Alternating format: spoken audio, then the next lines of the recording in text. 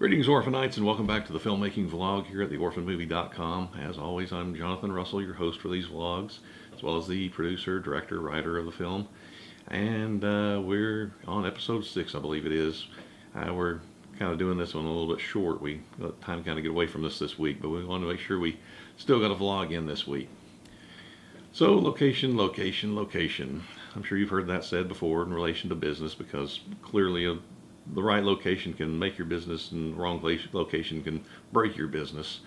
But it's also equally important with filmmaking. The right location can really add to the realism of your film, or can completely detract from it and take the audience completely out of the film. Say, for instance, you're doing a movie about that's put in the 1700s, let's say, and there's a grand ball at the governor's mansion, and you have exactly the right actors, you have killer costumes, you have a crew that's at the top of their game, everything's perfect, except you're filming it in your living room that belongs to the home of your parents that was built in the 1950s, and everybody's walking around contemporary furniture and being lit by contemporary electric lights. It's an absolute disaster for the film. You might be able to explain it somehow, or with some kind of time space thing or something like that, but it's going to take people out of the film, and you're not going to get them back after that. What you really need is something that represents or exactly replicates the grand ballroom of a 1700s mansion. If you're able to find one of those, more power to you. I don't know where you'd even begin to look, but that gives you an idea of how hard it can be to find the right location.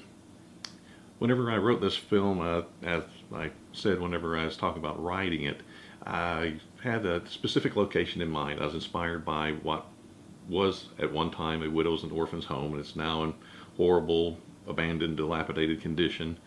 And visually, it's just stunning. It's absolutely perfect. I wanted it for the location for us to shoot at, but it presented a lot of technical problems, a lot of logistical problems, and never heard back from the owner when I tried contacting them.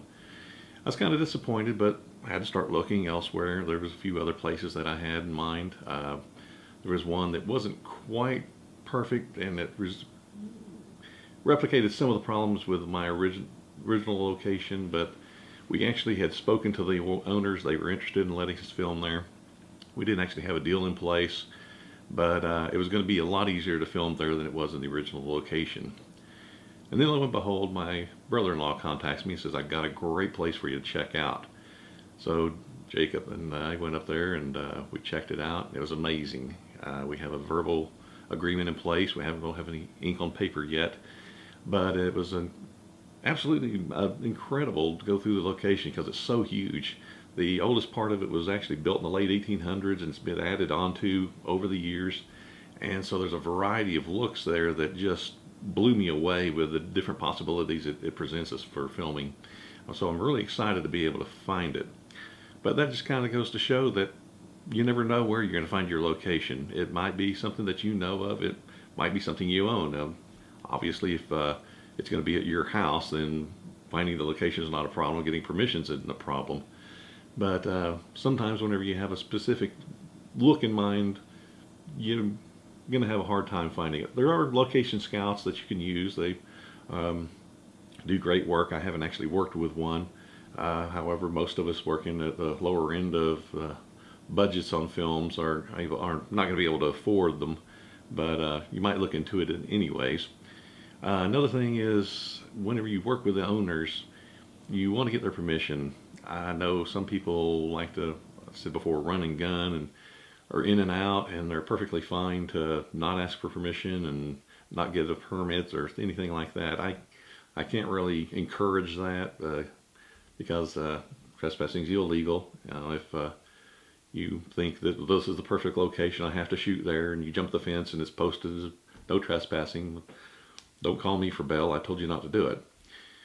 But whenever you work with the owner, there are certain forms that can be filled out that the owner's most likely going to be wanting to have on file, both for themselves and for your protection.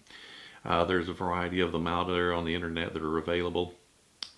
Generally, they're waivers of responsibility, because the owner's not going to want somebody to fall and break their leg and get sued for well, I let you use this place and here you are suing me. And you don't want to have something happen and have the owner be liable, and it just gets into a big ugly thing. You actually want to have those permissions in place. You want to have permits if it's required by the city. And even if you're shooting, say, on the sidewalk outside of a particular building, you might want to get that owner's permission to shoot in front of his building, because maybe he doesn't want you to be filming outside, be distracting his customers, or have people that are wanting to go into the building feeling like they're being blocked from being able to get access into the building. So make sure you do things legal. It's kind of a hassle, but it's a lot better to do things that way. And like I said, be open for people who might be able to give you a great location that you might not even really think would know of someplace. You might have a coworker that's got a barn, or has a parent or grandparent that owns a barn that is the ideal location for what you're wanting to shoot. Ask around. You never know who's going to have what you need. That's about all I have for this week. As always, you can reach us at realorphanmovie@gmail.com. We'd love to hear your comments, questions, any topics you want us to cover. We'd be glad to do that for you. Our social media presence is on Instagram and Twitter, The Orphan Movie, and we're also on Facebook under the same name, The Orphan Movie. You can find us there. Occasionally we'll be posting something or liking posts or something like that. So give us a shout or give us a thumbs up or whatever you feel. But we'll see you next week. Like I said, we'll have a new topic. Hopefully it's going to be something a little more intriguing than this, but this is what I got this time around. We'll see you next week.